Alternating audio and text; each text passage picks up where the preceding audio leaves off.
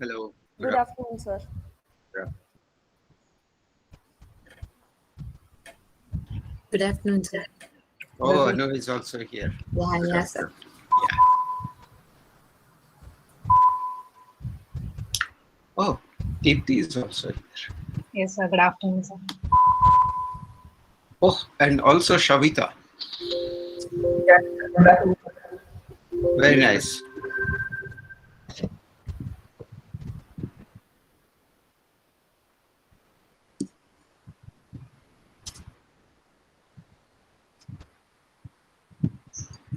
Yeah.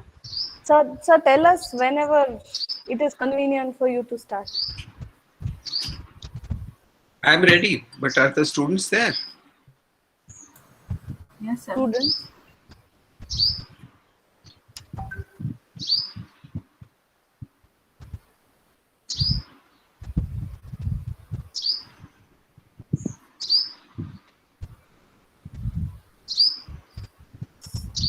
So we wait for 2 minutes and then we start.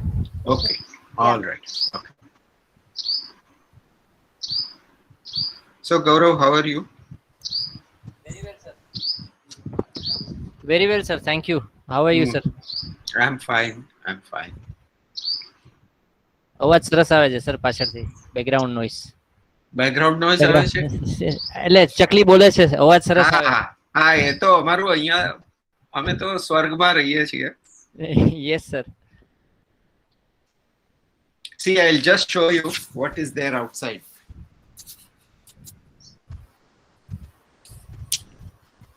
Can you see? બહુ સરસ sir Yes. Yes So it's all wild and there are lots of birds, lot of insects also, some snakes, some nilgais Okay. and peacocks, lots of peacocks, monkeys, everything. Okay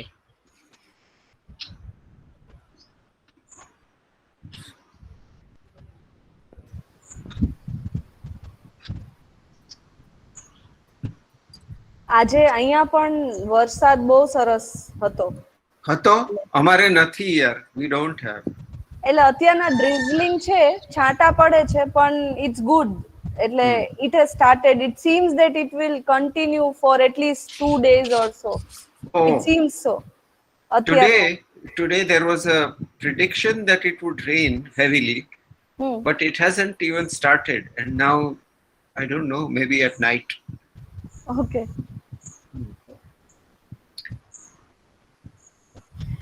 Yeah. So I think, sir, we have the students also here, and we can start. Okay, so like last time, let's first ask them if they have questions, and then we can proceed from there. Okay. Yeah. So Students. Yes. Okay, Juhi. Yes, Juhi. Hello, sir. Juhi, I think you all are sitting together, so you need to split. In that case, there are a lot of students at college today. Okay. Yes, you are. You are. Yeah. Yes, tell me, Juhi. Tell us.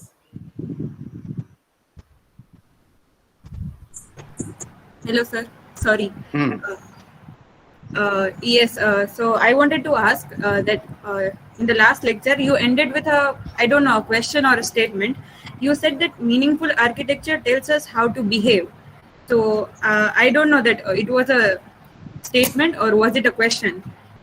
And if it is and I want to know what is meaningful according to you, because what is according to you is meaningful. Meaningful means that it connects some things. Meaningful connects things. So, for example, suppose I say that living here gives me great happiness. Okay? So I have now connected one environment and one pattern of life. And so the life has a certain meaning, which is happiness, because of the connection of that life and that environment. So meaning is that which brings two sets of things side by side and shows a relationship between them. So if I say, this is a pencil,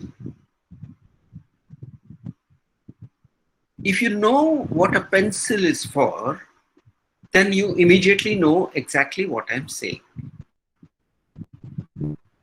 Then I can say, this is the front of the pencil, which means that if I want to write, and if you know what this pencil is, if I want to write, I will use the front and not the back.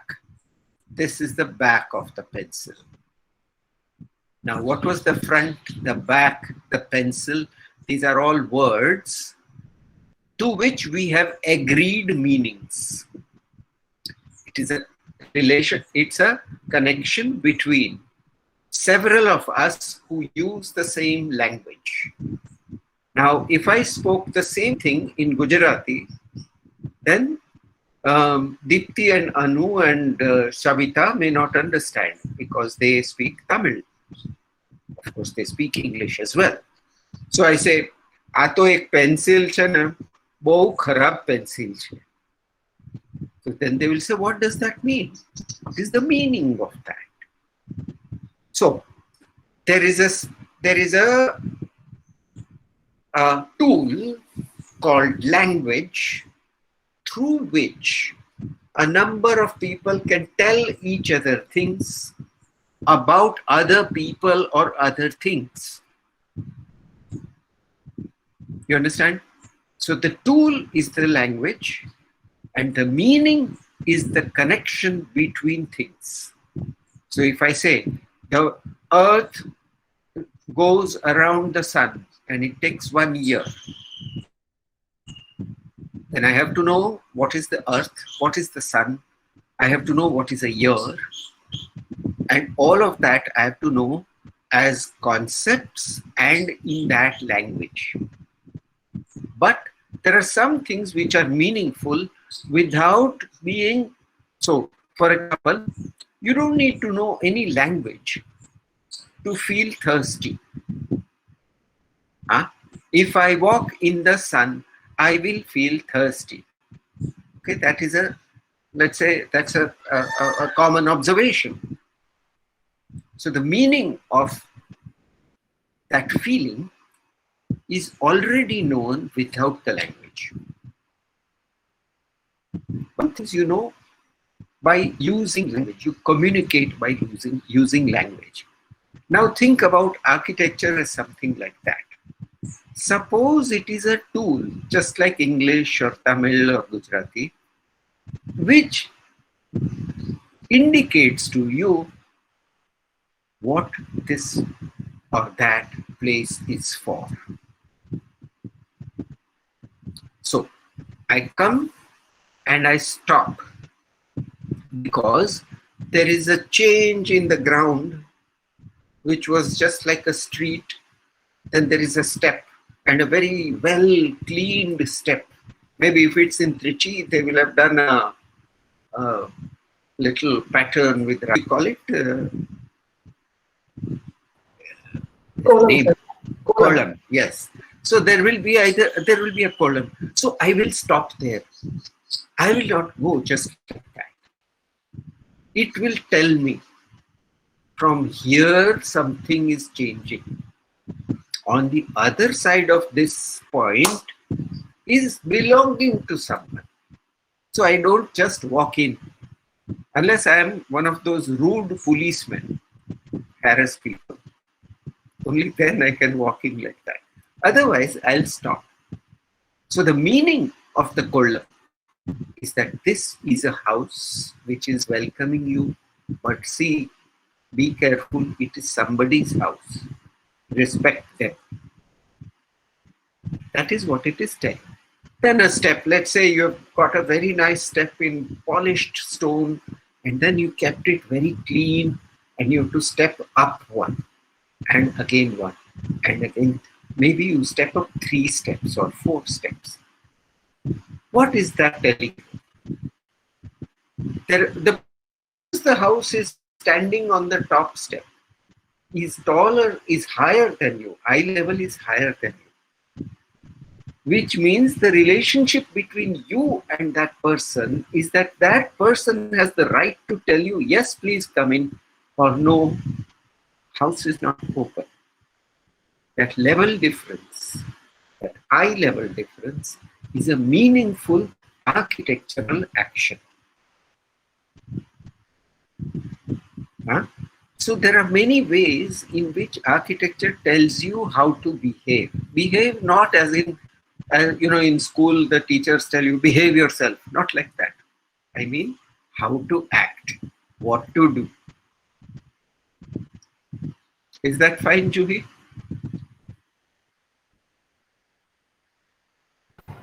Yes, sir.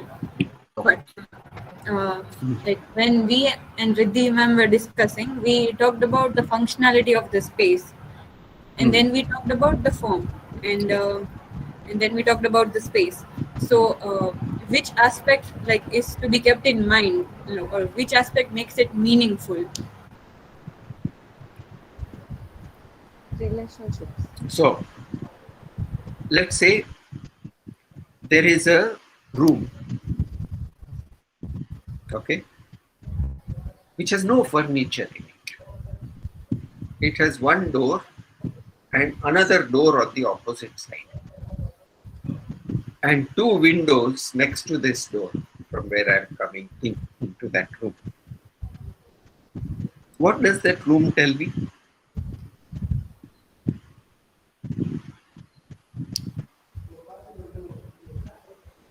Does it say sleep here? Does it say sit here? It could be, it might say that you can do anything here, provided you are keeping it clean. Don't pee here. Maybe that at least it might tell you. Because you are a human being, you know that rooms are built for, so it's not like going outside. Huh? But then you come into the next room, and it is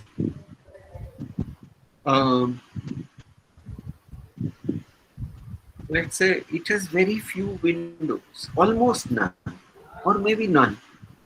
And there is only one door, and there is a very strong door, thick door, and you can see the lock. What is that room telling you?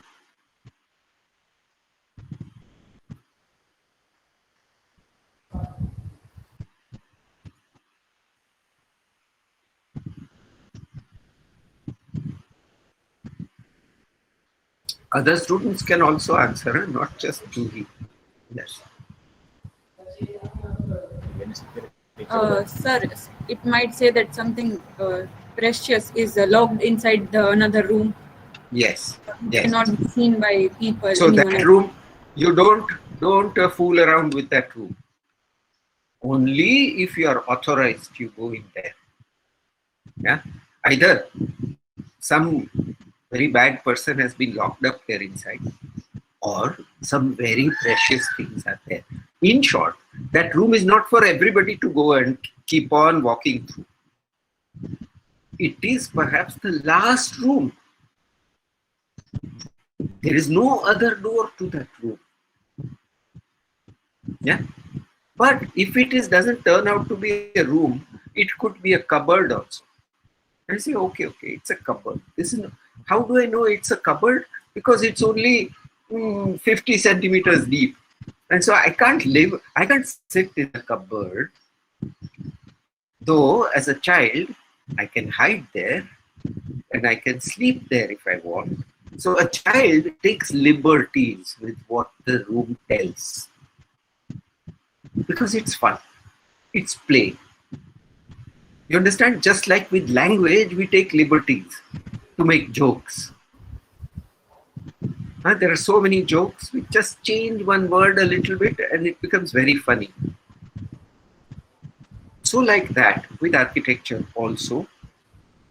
Suppose we say, is this in the school of architecture except it is difficult to know whether they are doors or windows. The doors which are big, they are 2.4 meters tall, 1.2 meters wide, two of them. When you open them, they are pivoted and you get a 2.2 meters wide opening and a balcony which is a 1.2 meters deep. Is that a door or a window? Is that a room on the other side? Or is that only a space of a certain kind? That means, is there a difference between a balcony and a room? So by its size, by its location, by its possible imagined usefulness, functionality as you called it. But functionality in India, we are very, very free with functionality. We sleep also in the same room, then we clean it up, then we do, we swipe the floor clean, then we put banana leaves, and then everybody sits down to have lunch there. Then after the lunch, again water and you clean it. Then people take a siesta. You just take the mats and open up the mats. Everybody is sleeping in that same room. No? So in India, we don't have that much of strictness of functionality. We don't furnish the rooms to that extent also. We keep the rooms free, just like in Japan. In Japan, even more so. They fold away everything and put it in cupboards. And nothing, the room is completely free. In India also, in old houses, at night they fold the mattresses and put them away in a small room which is only for that purpose. Or in Saurashtra, we call it damachyo. So they make a damachyo. Otherwise, the room can be used for anything. There are also hooks all around. So some helas are hanging there. But there was an American sect called the Shakers who believed in great simplicity of life. So their chairs, they made very light chairs, beautiful wooden light chairs. And when they were not using the chair, they would hang it on the hooks on the wall. And everybody's chairs would be hanging there. Fantastic. Whole room free, completely free, nicely swept, free of any disturbance. So we like to have rooms mostly in India. There are two kinds of things we like to do. One is we fill up rooms with lots and lots and lots of little things. Yeah, we do embroidery, then we do this, then we do that, we have lots of things. That is one room in the house will be like that. Other rooms will be bare, nothing in them. And this is our attitude. It shows that we believe that things are of use, of value. They also tell who you are. They tell how rich you are. And they tell you so many things about you. But ultimately, you are just a body which has no special things. You will die. This whole thing, that meaning now I am bringing lots of different meanings to that one sense of room. Yeah, now we have moved very far from your original question. Okay. Any other questions? Yes, ma'am, I have one. Yes, Ritu. Sir, we had a discussion on in the exercise that we were given. So in that exercise, we had to select a public space and a controlled public space. So I had selected a place wherein there was a garden, and right beside the garden there was a temple. So garden can be considered as a public space, and temple can be called as a controlled public space. So the question I have is like, we talked about threshold, boundary, and opening. So here, what is the criteria that we could decide a threshold? Like how to decide a threshold? I was not there. So first of all, let's say whether these two spaces are controlled and uncontrolled. Because you'll find that people sleep in the temple porch. Afternoon you go, there are people sleeping there, snoring actually. And in the temple you can do almost anything. And in the garden, if you go without proper clothes, people will look at you like that. Or if a boy and a girl went together, then they'll say, something is happening. So is that the controlled space or the temple is the controlled space? What is a controlled space? Is one very interesting question to me. What controls a space? Sir, controlled in the sense like temple was a Hindu temple, so we don't like the thing is only Hindu people will enter there. No, that is not true. The Like, law says otherwise. Constitution has already made temples open to all. but more chances was like to see Hindu people there. That is so. In garden also you'll mostly see old people. Have you seen young people going for a walk in the garden? They'll go to a restaurant. So what? It is often used by Hindus. It is often used by old people. Okay. Agree. But that doesn't mean it is controlled. A police station is controlled, yes. That too, if you go to our police stations, our policemen are so ill-behaved. Half the time they are chewing some gutka or something, spitting, doing all kinds of horrible things. So is that control? No. Let's not get too caught up in that part. But what is a threshold is your question. Yes, is that right? No, sir, like at what place, how to decide a threshold? Like what are the criteria that we look into? So where do you feel the difference?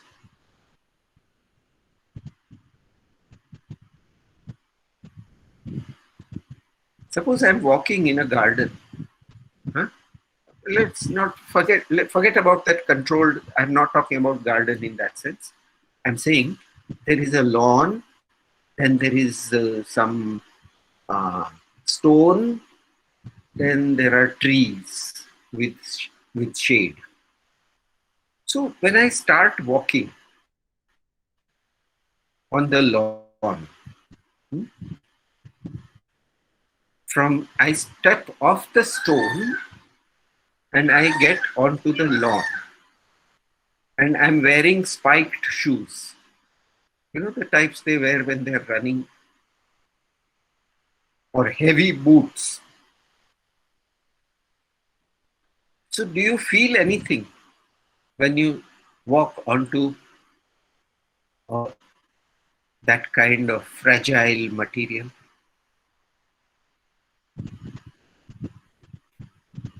Fragile એટલે ઓછું થોડુંક આમ બગડી જાય એવું જો તમે એના ઉપર બહુ બળજબરી કરો તો. Do you feel something when you walk onto that kind of thing? Suppose there is a flower bed and you have to walk. Do you feel something? Ritu? sir. What do you feel? એટલે ખબર પડી જાય કે કઈક નીચે soft વસ્તુ છે કે. So you feel here I must walk gently. Yes. On the stone, you say, I can walk whatever way I like. Yes. So the material told you some difference. Okay, now you've come from a very, you come from some part of the city, your shoes might be dirty, and you come to the temple. At what point do you feel now I am entering, I should take off my shoes? Like when the steps of the temple begin. Step comes. What does the step do? Step is kept clean in a, I mean, not all temples are like that, but good temples, they every morning they clean, they do this kolam or, or rangoli as we call it in Gujarati, and then it is kept ready to receive people. And so the moment you reach there, the street looks something, all kinds of people have passed, there is maybe not so clean, and your shoes are looking dusty. There you feel, if I am to walk on that marble step, let's say it's a Jain Derasar and it's beautifully kept white marble, then I feel, no, I can't, go and spoil something that they've kept so well. So I will take off my shoes there. Or I will at least make sure that my shoes have been cleaned up. Suppose I don't know the customs. Because there are people who may not know the customs, who are coming from some other country, and they didn't know that you have to take off your shoes. So they start walking, but they at least feel that something has changed. Where that something has changed is the threshold. Threshold is where something is changing. This side is one thing, the other side is something else. In between is the point where there is change. Got it? Yes, sir. Now that sometimes is a very long sequence of threshold. Like if you go to the Taj Mahal, then you enter first through the big gate and you arrive on a platform which is about 3 meters higher than the garden below. Then you go down. Originally, it was filled with trees. So when you arrived on that platform, in the far distance, you could see the Taj. And then you saw the tops of the trees. Then you went down and you were under the trees. And the sound of birds, the sound of water, the fragrance of the flowers, the fruits, all of that, you got lost in that. And you walked and you walked and you walked and you walked and you walked till you reached the other side where there was a small door and there was a staircase going up sideways. That staircase is not wide. It's only about 1.2 meters wide. You go up that staircase and you emerge. Oh, wow. This Taj is standing up all like that. So the transition was from the first gate up to that staircase. Or it can be a short transition. That there is a threshold. This side is outside, that side is inside. And the owner has the right to stop you at the threshold. Got it? Okay, Ritu? Yes. Yeah. Where something changes, that is threshold. And generally by materials and by configuration of ground and the top plane and the side planes, we tell that there is some change happening. Okay. Any other questions?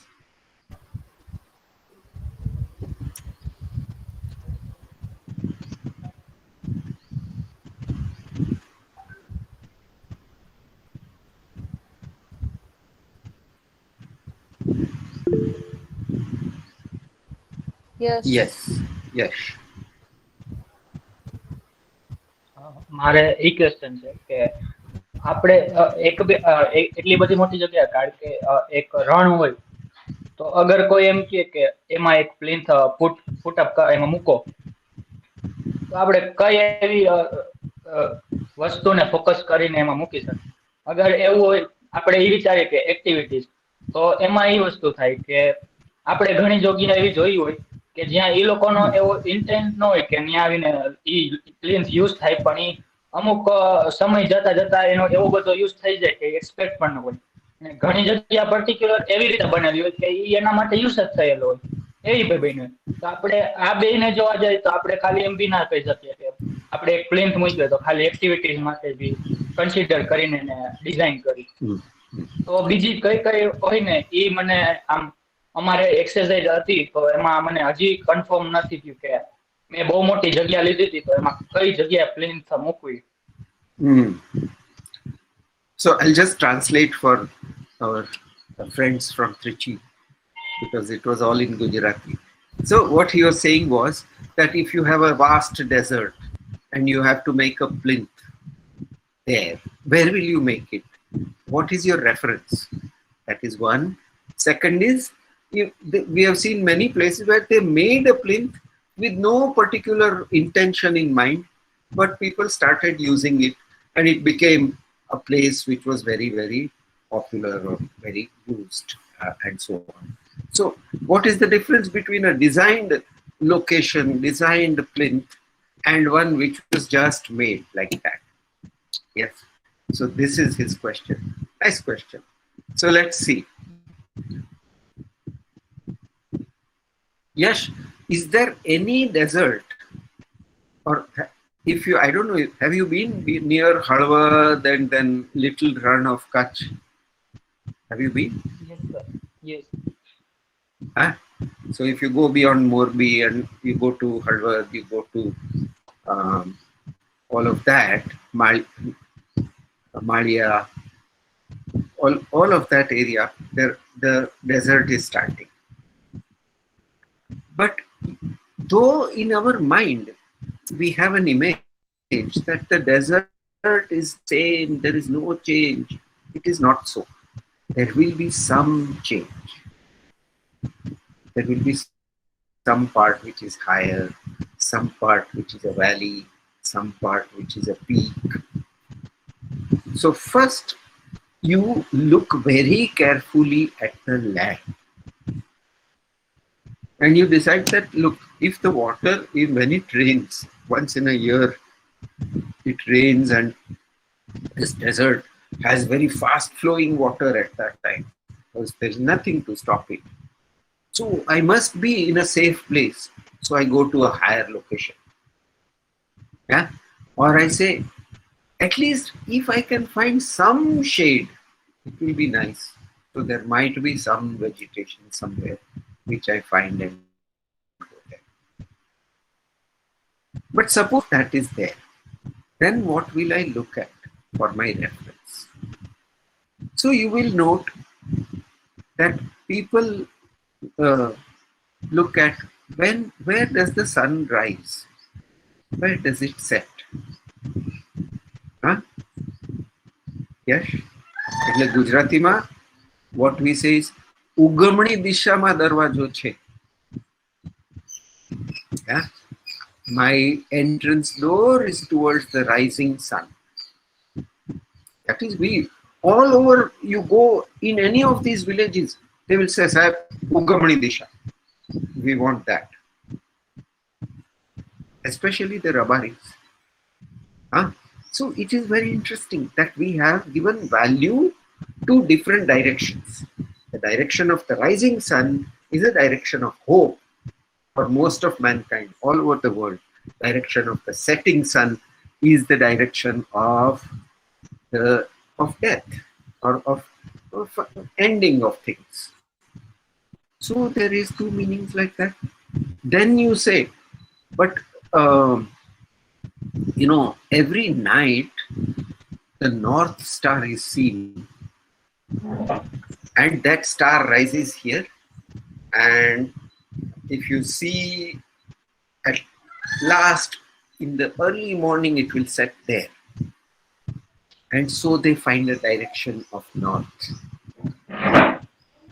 So human beings are very sensitive to what happens in the sky. That is the next set of indicators. Then there are other indicators like wind, like where the birds come from. So if I'm living in Kutch, then I know that in winter the birds will come from the north and the northeast, the migratory birds, thousands of them, and they will fly over here and they will go. So I say, oh yes, there must be something that is important about this direction. So human beings pay attention to the earth, the sky, and life all around them, animals, trees, vegetation, some small things which are growing. I don't know if you know, when some people they build a house, they look at the weeds which are growing. આવડા આવડા સાવ આમ નકામા પેલા છોડ હોય ને એ જોવે કે બાપા અહીંયા તો બહુ ઉધઈ થતી હશે હો અહીંયા નહીં. This place is likely to have termites, not here. But the other one, oh yes, that place looks, that weed is good. It is so and so are feeding on it. So I will be okay with that. So you look at plants, you look at animals, you look at sky, you look at earth, then you even look at stones. That this soil, the water doesn't go down, so I will get flooded. Black cotton soil. Yeah, you will have to make a high plant. But if I'm somewhere else, I say yes, this is very good. It will let the water drain. So I will look at soil, I will look at rocks, I will look at. So every place is slightly differentiated by these small things. And the reason why we go to site to check is we are looking for all these small hints. Now last part, your question about plinth which was designed and plinth which was not designed. So I'll put it this way, that suppose you ate 2 chapatis for breakfast today. Huh? But you really wanted to have gathiyas, but you were only given chapatis or rotlo. Did you get nutrition? The designed thing would be, I want gathiyas. The undesigned thing is, I will eat whatever is given to me. And both will give nutrition. Ultimately, what happens to you by eating that food? Same way that plinth, even if it was just made by some children who are trying to, have fun, it's all right.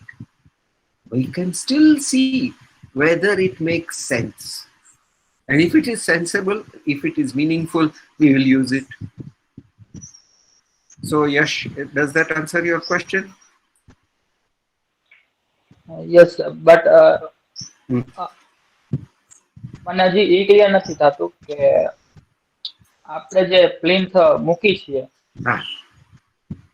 તો એ અગર આપણે જોવા જઈએ તો અગર activities ને ધ્યાનમાં રાખીએ તો આપણે ડિઝાઇન સરખી રીતે કરી શકીએ. પણ હવે મારા એક્સરસાઇઝ કરી એમાં એવું થતું હતું કે મેં જ્યાં પ્લિન્થ મૂકી તો ત્યાં એક બાજુ ટેમ્પલ હતું, એક બાજુ ગાર્ડન છે. હવે જગ્યા એવડી બધી મોટી છે કે મેં જ્યાં પ્લિન્થ મૂકી અત્યારે ત્યાં હું હજી કન્ફર્મ નથી કે મેં શું કામ મૂકી. મેં મૂકી છે એ જ રીઝન મૂકી છે કે ત્યાં એક વાહન ચાલતા તો એ વાહન નો જાય માટે બ્લોક, અને એક 7 જણા માટે મારે જે પ્લિન્થ ડિઝાઇન કરવાની એ રીતે મેં ડિઝાઇન બી કરી, અને એક્ઝેક્ટ સામે ચપ્પો છે. તો એનું જે પ્લિન્થ નું ફેસ તમે કીધું કે ડાયરેક્શન હોય આપણે અહીંયા પૂર્વ સાઈડ ની, તો હું મંદિર સાઈડ બી રાખી શકું અને ગાર્ડન સાઈડ બી રાખી શકું. એને કઈ રીતે ફેસ, તો હું હજી ડિસાઈડ નથી કરતો કે કઈ સાઈડ રે. I would have to know your site plan more. So જે મેં યશ, પ્લિન્થ મૂકી છે ને ત્યાં હા, એક બી ટ્રી નથી, એટલે ઈ મારા માટે બી નથી કે ટ્રી હોય ત્યાં મૂકી શકું, એટલે tree બી નથી. okay, let me start by the simpler part. When you said it is a plinth for 7 people, Yes, yes, yes. okay. If 5 people come, is your design failing? No, Huh? 3 people? no. People આવે તો પણ ફેલતા ના જ ગણાય. 3 people, it will fail as a design? No, no, no. No. Okay. So design is for the spirit of an activity, not only for the precise parameters of an activity. Suppose instead of 7, 11 people came, then what happens? એટલે જો આપણે particular 7 જ જણા માટે બનાવી હોય તો બીજા 4 જણાને ઊભું રહેવું પડે આજુબાજુમાં. It is India. They will all sit. Huh? You have been in a train, in a full dabba, or in a bus. We always accommodate. So our sense of quantity is very different. Even in food, I tell you, we have made a certain amount of food, some more 2-3 people come. Then what do we say? કાંઈ વાંધો નહીં, સમાઈ જશે, થોડાક ભાત મૂકી દો, તો દાળમાં પાણી નાખી દો, હે યશ, મરચું નાખી દો, સમાઈ જશે કે નહીં? So we always think in terms of a kind of flexible quantity and flexible thing, provided the overall shape. So if, for example, sambar and rice has been made for 5 people and another 10 come, then what will I do? Then immediately I'll have to put 2 pressure cookers full of rice, and I'll have to do something to the sambar, maybe put some more water in it, I don't know, and somehow or other manage, bring some podi, do this, get some buttermilk from somewhere, and put other things which you can put in the rice. So we will manage it. But yes, good design would be that there are 5 people coming, 5 people sambar is there, 5 people rice is there. Good, very good. No wastage. Very good. But there is also a sense that your hospitality, your sense that yes, come, our house is open to everybody and you come, somehow we will manage. That feeling, that spirit of hospitality is more important than the amount of sambar that you were able to serve. Got it, Yash? Yes, sir. So the same thing about your plinth. Plinth might be slightly. So what you have to do as a designer, what I try to do, I'll tell you.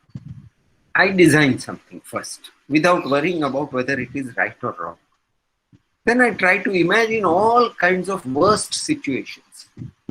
That what will happen if so and so, what will happen if so and so, what will happen if so and so. Then I try to make that same design, I adjust it to make it work.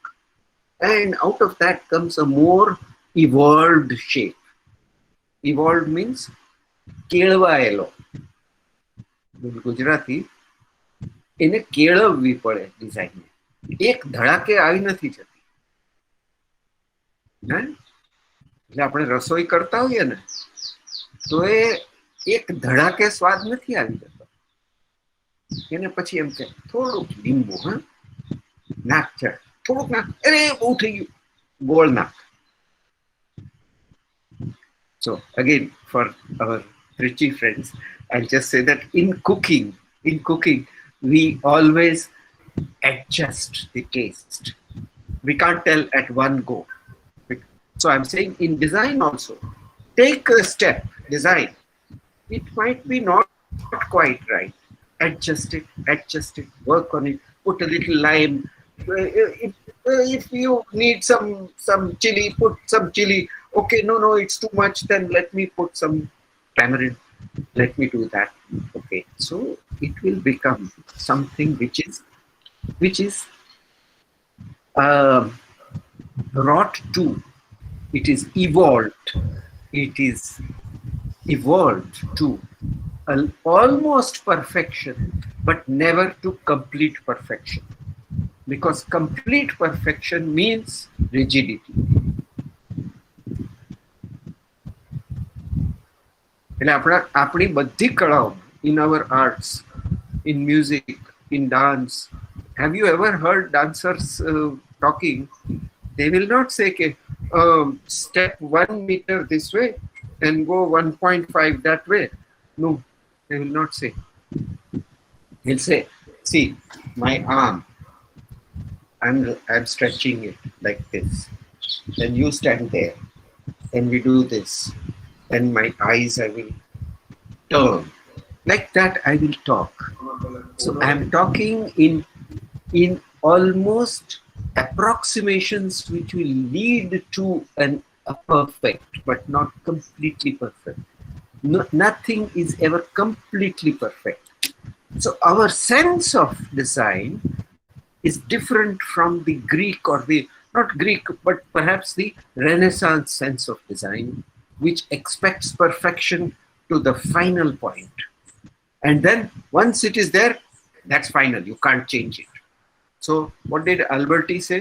Alberti said, that is perfect, to which nothing can be added or nothing can be removed except to the detriment of it. That means he was a great Renaissance architect. He said, now aim for perfection. We never aim for perfection. We aim for nearly perfect. But as soon as we approach it, something different we start doing. Now this again, Yash, we have gone well beyond the question that you asked. Yes. Okay. Yeah. So as you do, don't worry, you make the plinth and then see. થોડીક એને ઢંઢોળવાની, એને હેરાન કરવાની. હવે આવું મૂકું છું, બોલ હવે શું કરીશ, એવું કરવા. Yes. Okay. Any other questions? It seems today's class will be all questions only. It's all right, nothing wrong. We can have another class only for the next stage, or the three of you can show the PowerPoints in your these things. But we'll see. Further questions?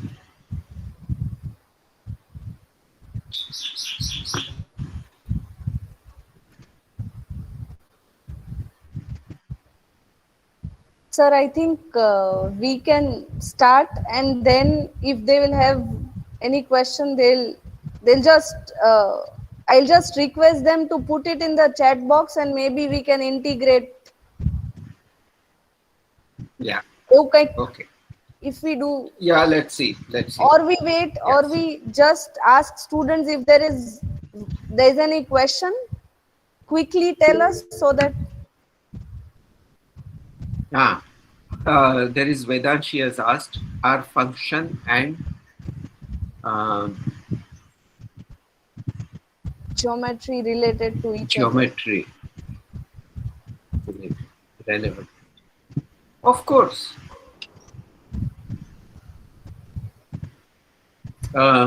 Yes. The simple answer is yes. Yes. The complicated answer is yes and no. Okay. Vedanshi?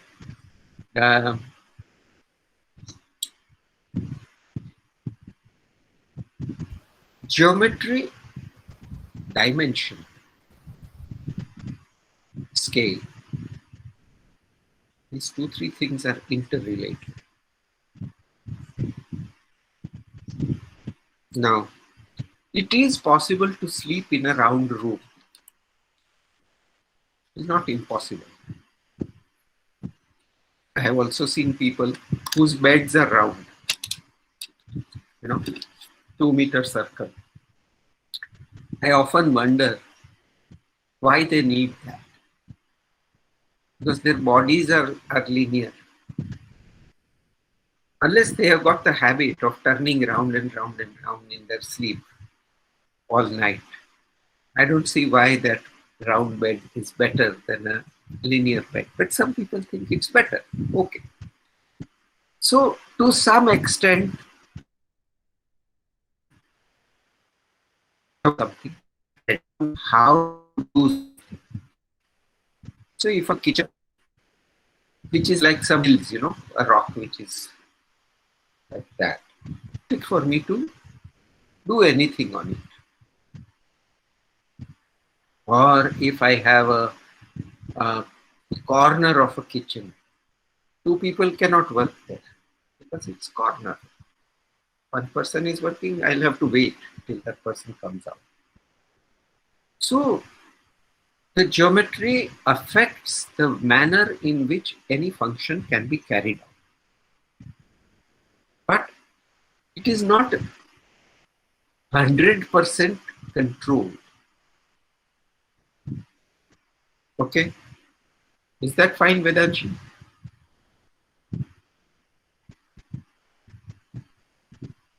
Does that answer your question? Yes. Okay, fine. Anybody else?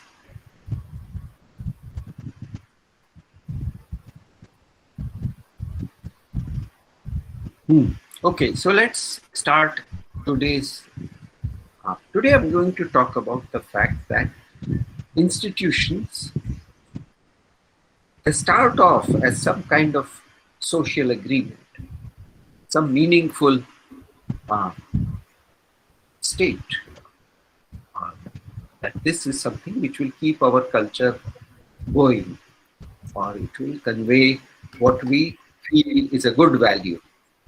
That's how an institution starts, whether it's a family, or whether it's an educational institution, whether it's an institution of well-being, whatever it is, the institution begins somewhere.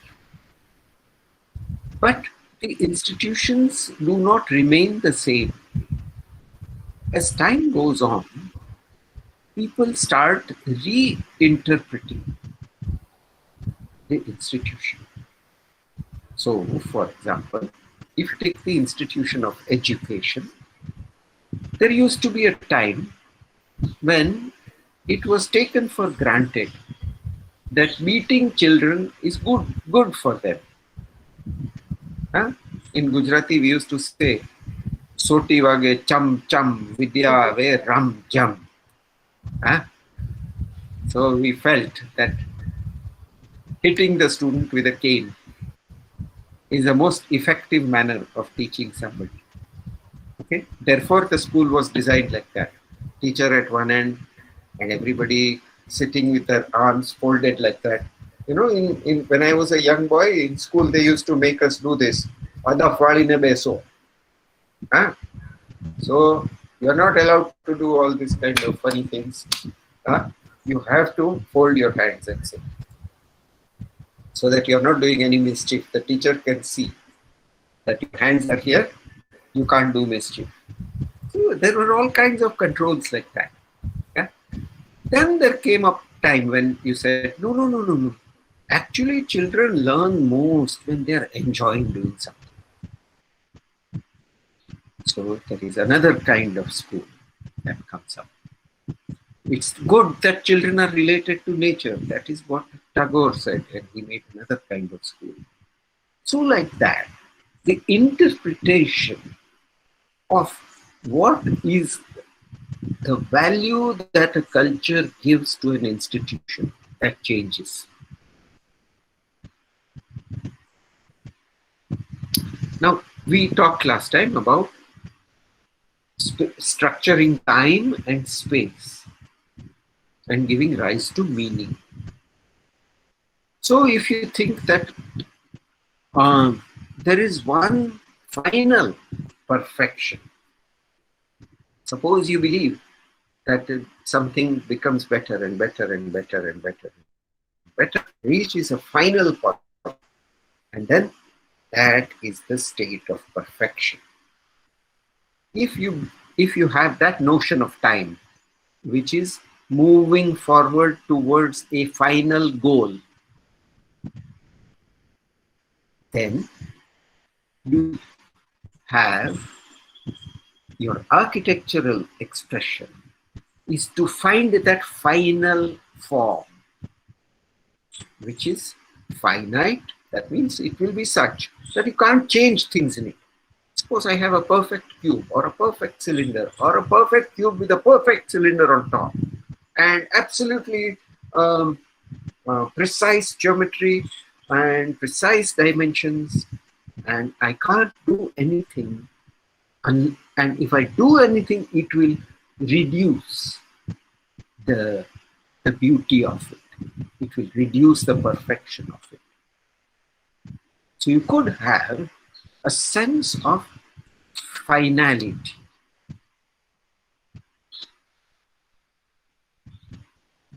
And architectural form will take a certain. So all forms which are more regular without circumstantial changes, lot of ખૂણા ખાચરા વગરનું આમ એકદમ બરાબર બંધ બેસતું. So you will give value to those forms which are regular, and you will consider forms which are irregular to be of less value. Given that your idea of time is that final state. Okay.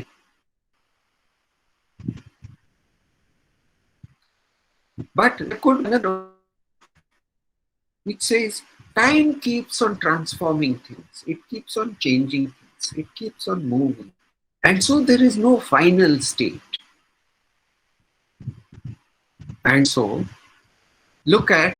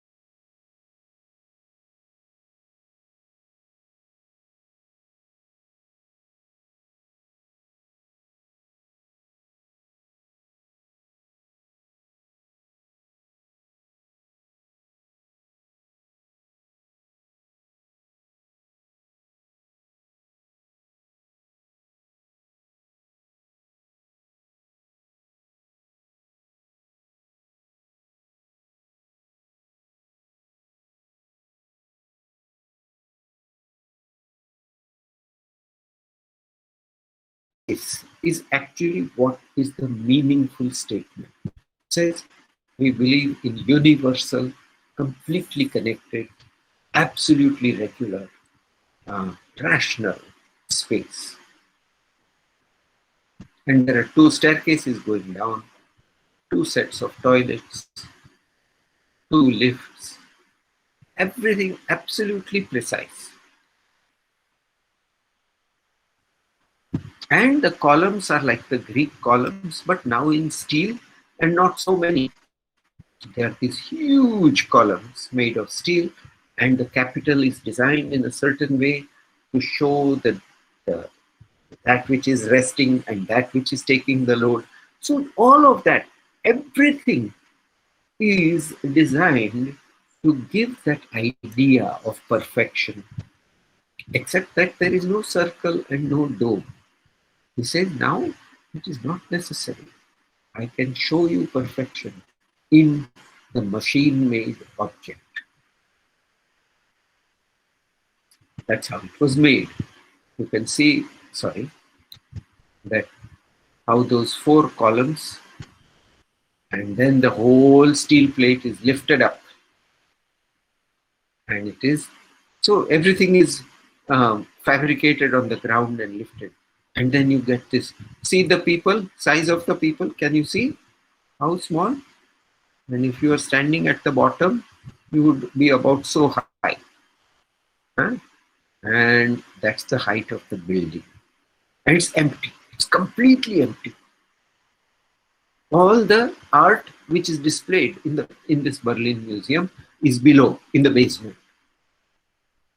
So the building is a kind of dome in itself, as the culture's great notion of perfection.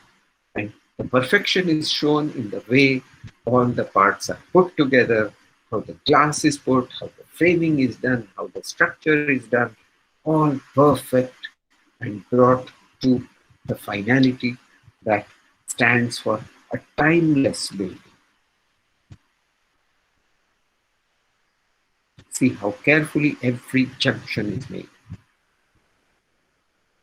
And that's the inside. So on the upper floor, it's like this, the main floor. But you have to go to the basement to see the art, which is really below. Huh? And this above is only a flat plane. That is a beautifully finished travertine kind of stone plate. That's how it is. So that is the second expression of the museum as the highest expression of cultural belief. The first one we saw was Schinkel's museum, and Mies was doing his own answer to Schinkel here.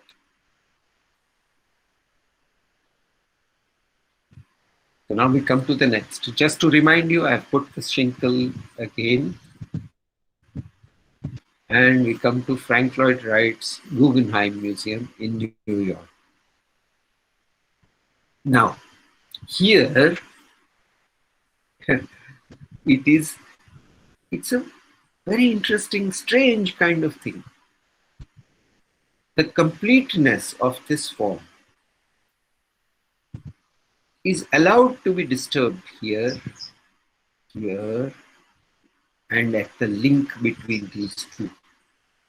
But in principle, this is a perfect circle, but you will see that in section, it is actually a spiral. So still the sense that this is a place of great cultural importance is there in the geometry of it, but it also says, listen, this is in a city, cars come in, they have to go and park, then there are people, service entrance here, there is service entrance here. And people who are bringing in things, they come in from here. Then there are other service spaces, and there's a staircase to go up here. But the people come in here, and they start climbing this ramp like this, And then they will keep on going around like this on the ramp. This is the section.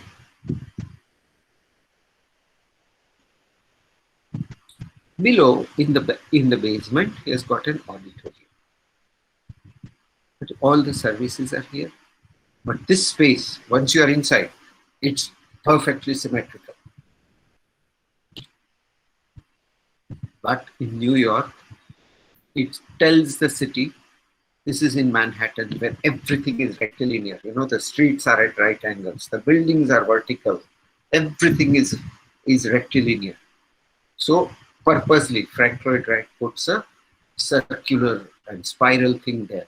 So this is not like any other part of the city. Listen, this is about art. So this is a completely different interpretation. It doesn't want to fit in the city. The Schinkel's Museum and Mises Museum were fitting within the order of the city, and yet they were perfect. Here he is saying, I want you to fit in the order of the city.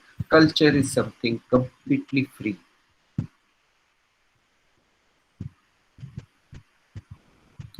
So you go up the ramp. That's the model. And that's what it looks like from below. But functionally, it is one of the most difficult buildings for 2 or 3 reasons.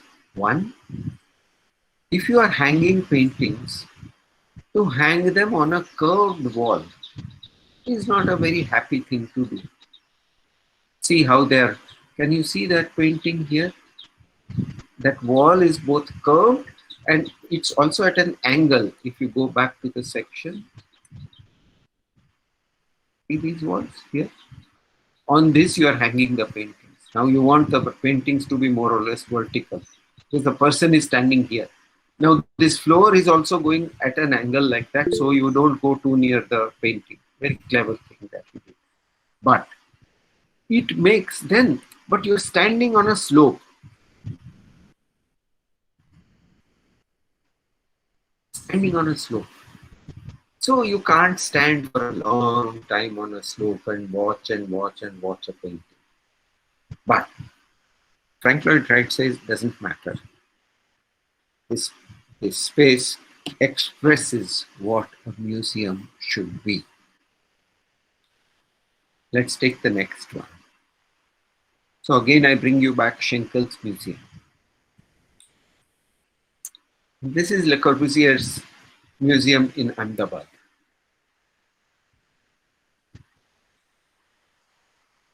So what is the idea? So he said, a museum, you never know how many more things you will need to exhibit. So it must be an ever-growing museum. Very interesting idea. So you come here, enter, and then you can move around like that. Then future gallery. You go through here, this will be the next gallery. And this one next, and next, and next. Then still further, you will get one more gallery like that here, and a gallery here. You understand? Huh? So it is what he calls the museum of ever-growing museum. So the whole idea of finality, of that one place which is perfect, which is complete, has gone. He says this museum will grow. So he had an old project in the 1923, which was the World Museum, which was like this, which was a spiral, which kept on going up and up and up. But because it was spiraling in section, it could not grow. So now he made it just flat. So in Ahmedabad, if we want to add more galleries, we can always add galleries all round. Then next ring, then next ring, and it can keep on growing. So it is lifted up off the ground. You walk underneath, and then you go up the ramp to the first floor. and then you can walk inside. So it's a different expression. It says a museum is something where we will always find more things to remember, more things to show, more things to display. Therefore, should keep on growing, and it's not final. That's what the plan at the ground floor is like. That's the section. In section, he doesn't bring in any natural light into the museum. Why? Because by that time, they were thinking that paintings deteriorate when exposed in natural light. Sunlight has some bad effects. So there will be controlled lights. And there's a whole floor above where those who are controlling the lights can go and adjust everything. That mezzanine up there. You might be surprised to know that NID started in this mezzanine. And also the Community Science Center started in this mezzanine. And Neelkanth, when he was designing IIM, has worked in this mezzanine also. So it's a very interesting place. But it's only for services. And then on top, there is a garden. So see, the roof has changed, the ground has changed, the plinth has gone. The center is now open to sky rather than enclosed. If you see the previous, so this is the courtyard which is open to sky here. And so in every way possible, he has reinterpreted the centralized museum.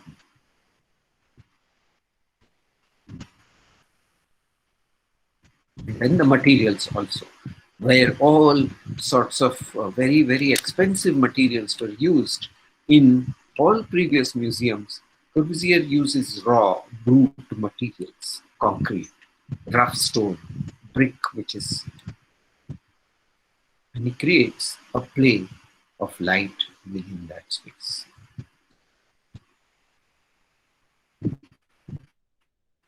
One more now. So we go back to Schinkel again. And we look at Aalto's museum. This is a museum in Denmark that Aalto did. So here he takes something similar to Corbusier's spiral, but slightly modified. So you enter here, and then you go like that, and you go this way, and you go into the next one, go to the next one, and come out, and there's a shop here, a cafe and shop and so on. And here there is an auditorium. And then look at how he deals with the landscape. There is an amphitheater there. There is a sculpture court there. There is a garden here. And you're coming up this road. So this museum doesn't sit like a perfect object in the city. It sits in the landscape as if it's a rock. I'll show you what it looks like. And Aalto takes all kinds of natural things from which he takes inspiration. So now, that's how it sits. The hill at the back, and the museum is almost like a man-made hill, and you're approaching it along a path, a small path. It's not even, no symmetry. No, you can't see the axes of the building. Everything he tries to reduce to the simple act of walking. So here, the museum becomes something which is part of your everyday life, not something which is so sacred that you can't touch it.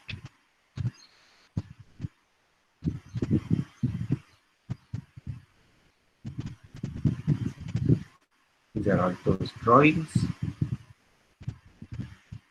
And see how he brings in the light in the central space here.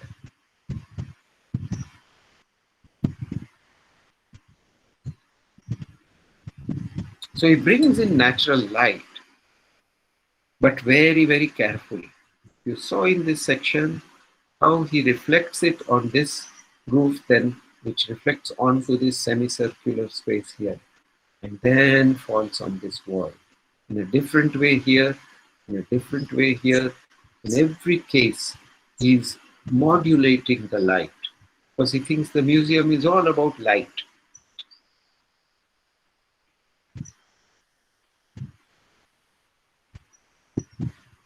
But it's not a kind of thing which you feel, oh, now this is perfect, we can't do anything. Even if you look at the plan and you wanted to add something, you could. Wanted to add one more gallery, not too difficult. Just go there.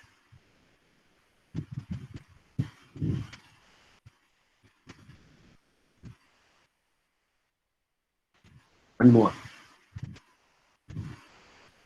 Now this is a Aldo Van Eyck's small museum in a garden, actually. So he didn't want to make a monumental building. So he makes out of concrete blocks with a glass roof, very simple space. Walls, parallel walls, like this, slightly changed at some points so that you can put a sculpture here or you could put a sculpture here, and you get different kinds of spaces between parallel walls. That's all he's doing. And this circle says this is the space of the museum. Once you step onto this, you are in the museum, and you go under the roof and you can walk as you like. There's no fixed sequence. You can walk here, you can walk out, then maybe you go there, maybe you do that, and then you start. But somebody else might walk along here. So it is open to different ways of experiencing. So it now changes the relationship between the viewer and the object. And that is a new thing which is coming into the notion of the museum, not that there is one final fixed interpretation of the work. Does their own exploration and they find meaning.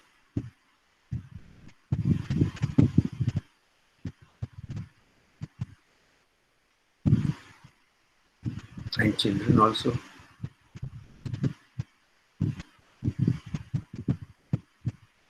Then finally, James Sterling's museum in Stuttgart.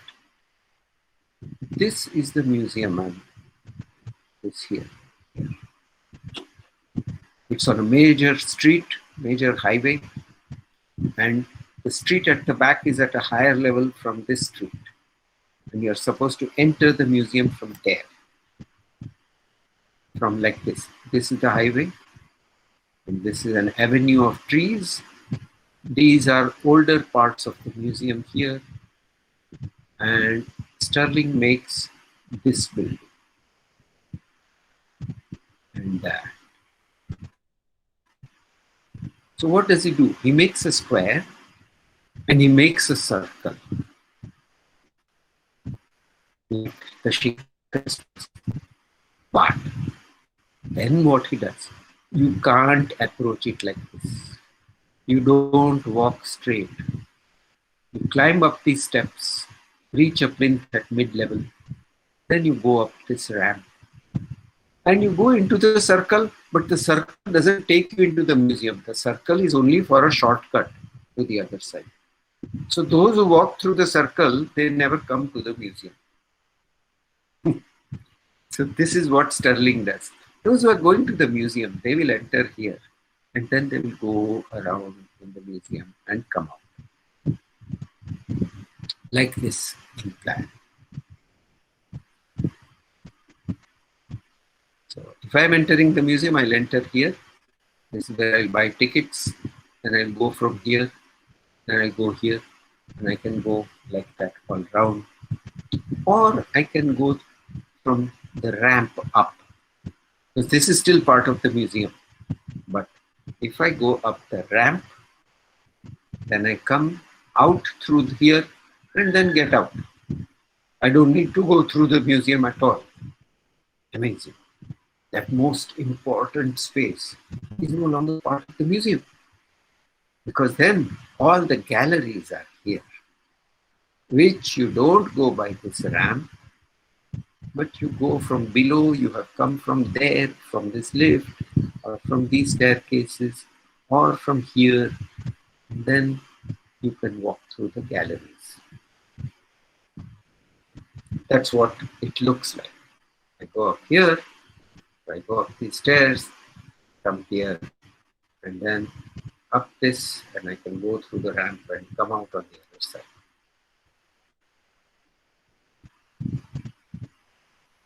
So Sterling completely disturbs the idea of that perfect single space, because everything around it, he makes it in all kinds of geometries, all kinds of rude colors, all kinds of details, which make fun of the classical way of building.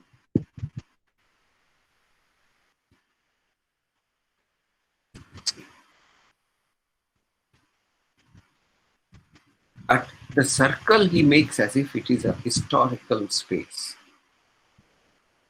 See how that circle is. Yes, it stands for our culture. See, these are I brought from Greece and from Rome and all that. They will stand here and they will say, yes, our history is 2000 years old, but my actual museum is different.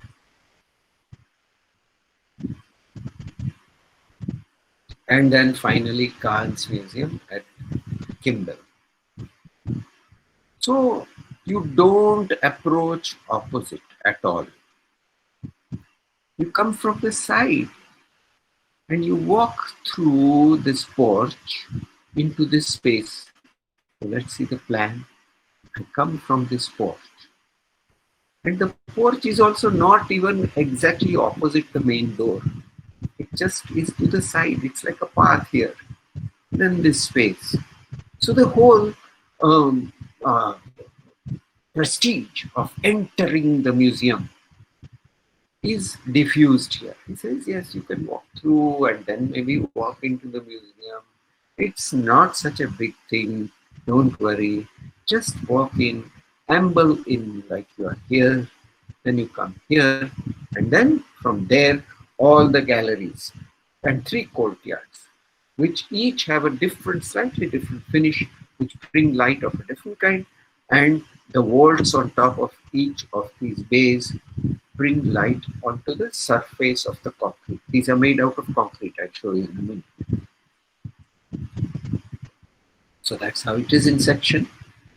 Below is, of course, all the museum functions, the preparation areas and the stores and all that goes there. And so that is my porch from where I come. The other side also I come. I can enter the museum somewhere here. I'm coming to the porch and I walk into the entry porch. And then I walk into the museum.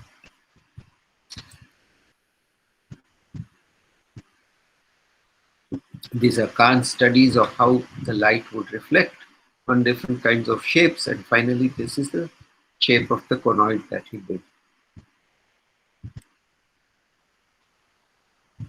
Further studies,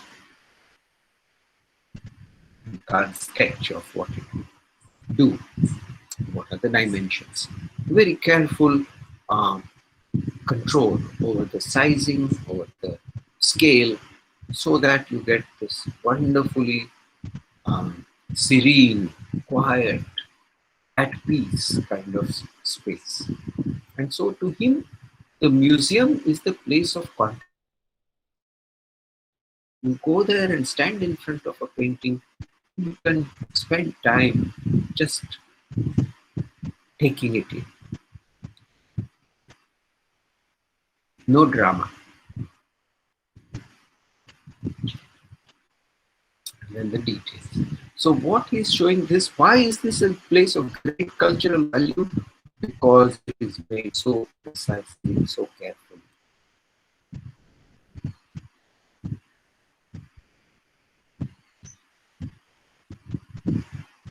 That's the auditorium. And the restaurant. And another museum by Khan, which is in Philadelphia, which is really just a square, a rectangular box, and rooms, each one having different kind of display. And some rooms which are long, some which are of a different kind, and two courtyards. So the whole idea is, again, if you take Schinkel's plan, there would be the circle here. Khan is well aware of what he is doing. He has disturbed that and he has created two square courtyards to the two sides. And he's got a whole lot of movement and things here, which takes away that centered quality, but then the total envelope makes that clear, simple statement. And then the detailing. So, today I will only show you this much, because you will get otherwise too full. So I will stop here. There are two other PPTs which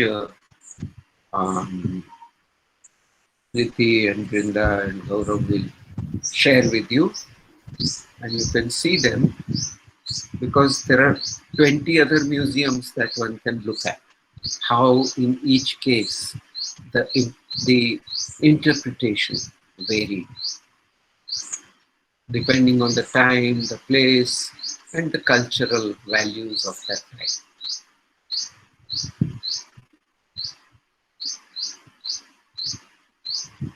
So,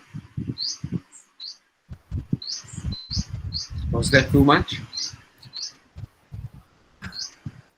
Too many words?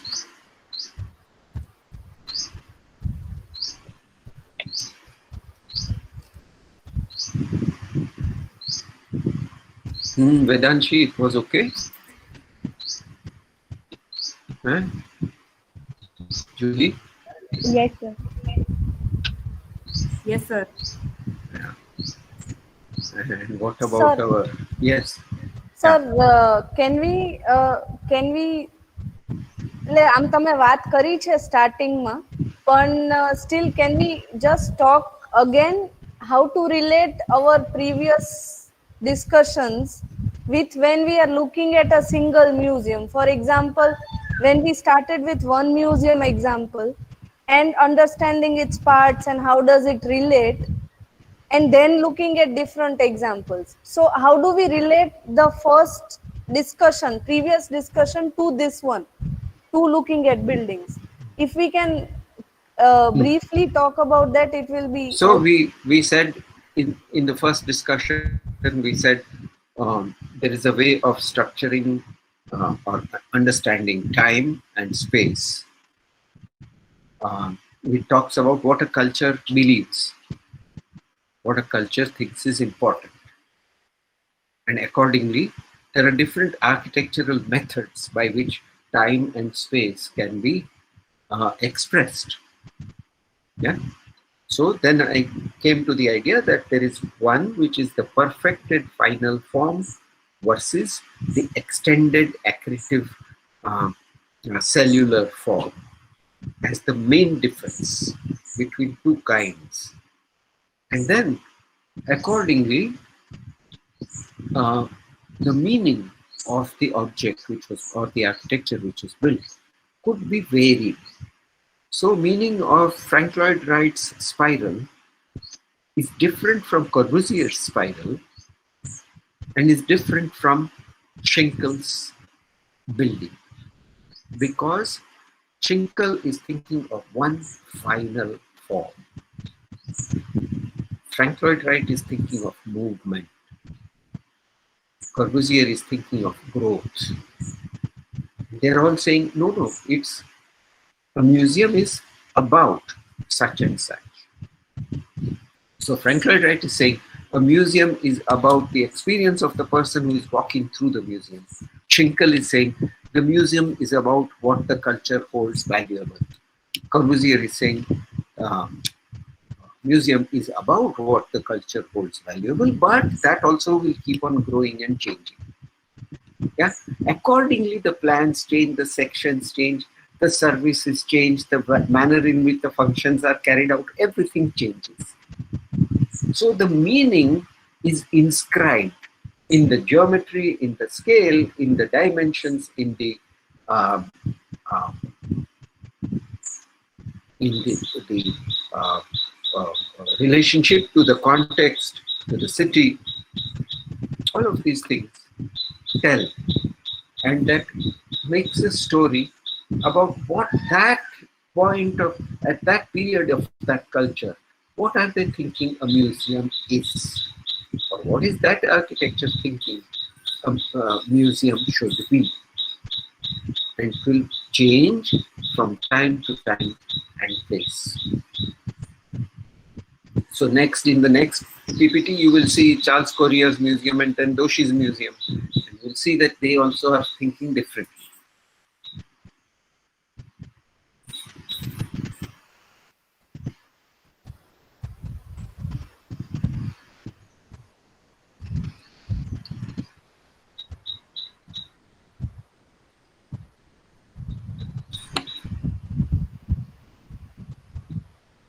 One thing I think which I would like to tell, I have seen that students use the word form differently from the way I understand. Most people use the word form for shape. The shape of it is round, the shape of it is triangular, the shape of it. Shape is one thing. Form are the principles of putting together. And there is a verbal use of the word form. It was formed by the volcanic movement. That mountain was formed by the volcanic movement of the earth, for example, forming. And there is form. It takes form. It has achieved form. Yeah. So, but it is about relationships, not so much, not necessarily about shape alone. Though shape is one of the things through which relationships are implied. So as we said, there can be a circular bed and there can be a rectangular bed. And both will work. But they'll mean some different things. Yeah?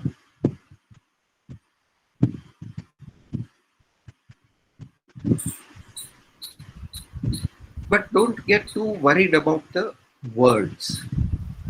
Learn to look and read the plans, the sections, and imagine what it must be like to move around in those buildings.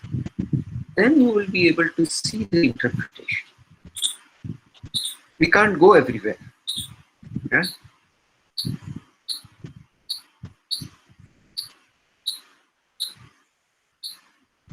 Yeah.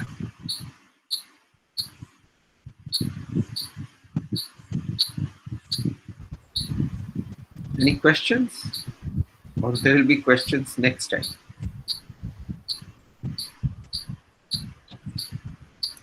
Any questions, students?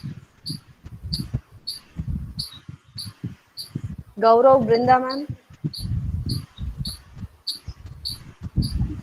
No. Okay. Sir, I have a question, sir. Yes. Sir, you just showed us how the museum is interpreted when culture changes with time. Is the museum a reflection of a change in culture, or did designers who made museums actually push the culture to change? Because culture is a collective thing, whereas when a person designs it, it's an individual's expression. So which way did it happen? Does it happen? So of course it is interconnected, but the moment a society or a culture decides to commission an architect, they're already making a choice. That choice often depends on the sense that the people in who are deciding they get. For example, the Patna Museum, when I was part of the competition jury, which Maki, the Japanese architect Maki, won the competition. Now there were all the international names. Foster was there, uh, all Snohetta was there. Every big name in museum making was there.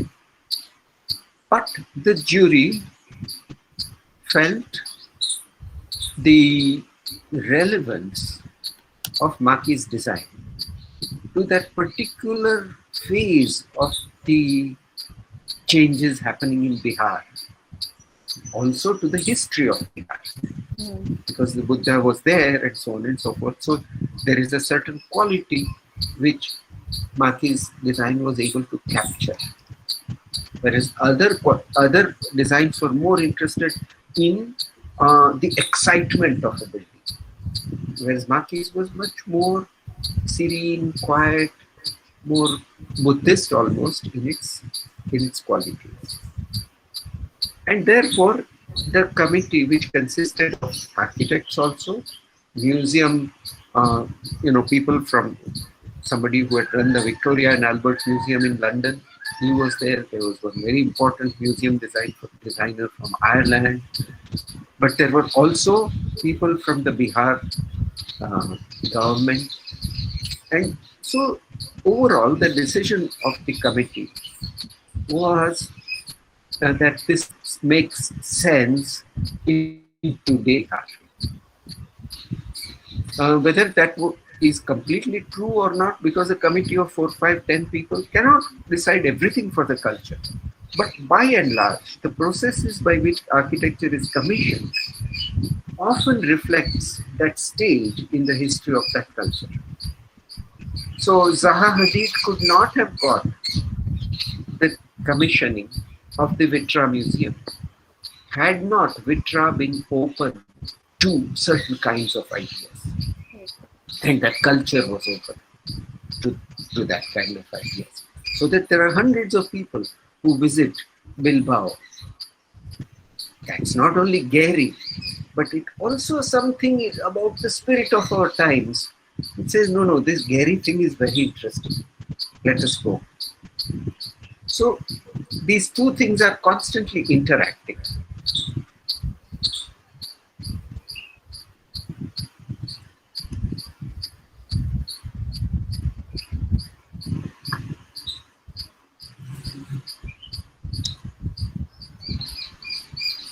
Except when some very big power play happens. So, for example, in Chennai, Jayalalitha got this big new parliament or state assembly building built. No, not her. It was before. Yeah. And then when Jayalalitha came to power, she said, no, this is a place for sick people, therefore let's make it into a hospital. And so the legislative assembly was made into a hospital. Now that is a play at another level. Perhaps with our parliament building, that is what is happening. Perhaps with so many things like that. So that does happen, but it's not the architects who are very powerful. It is other people who are powerful.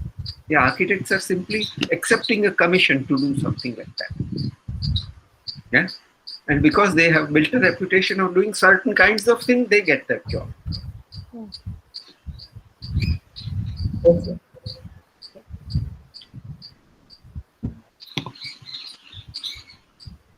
Yeah.